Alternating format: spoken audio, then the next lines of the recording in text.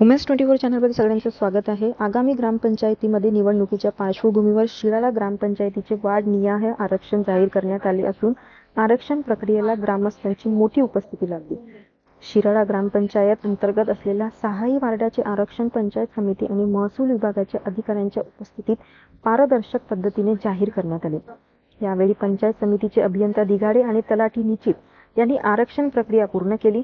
या प्रसंगी माजी जिल्हा परिषद समाज कल्याण सभापती तथा ग्रामपंचायत सदस्य मिलिंदभाऊ तायडे आणि ग्राम विकास अधिकारी अनिता नवले यांनीही उपस्थित राहून सहकार्य केले।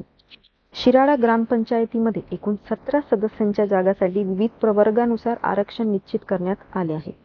अनुसूचित जाती, अनुसूचित जमाती, नागरिकांचा मागास प्रवर्ग तसेच सर्वसाधारण महिला आणि खुल्या प्रवर्गासाठी जागांचे आरक्षण जाहीर करण्यात आले।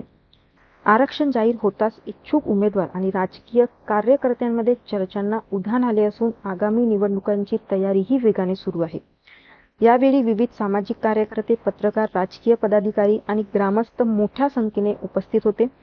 आता या आरक्षणानंतर ग्रामपंचायत निवडणुकीचे राजकीय समीकरण कसे बदलते याकडे सर्वांचे लक्ष लागलेले आहे। प्रतिनिधी पवन पाटणकर सोबत बघत राहा उमेश 24 चॅनल।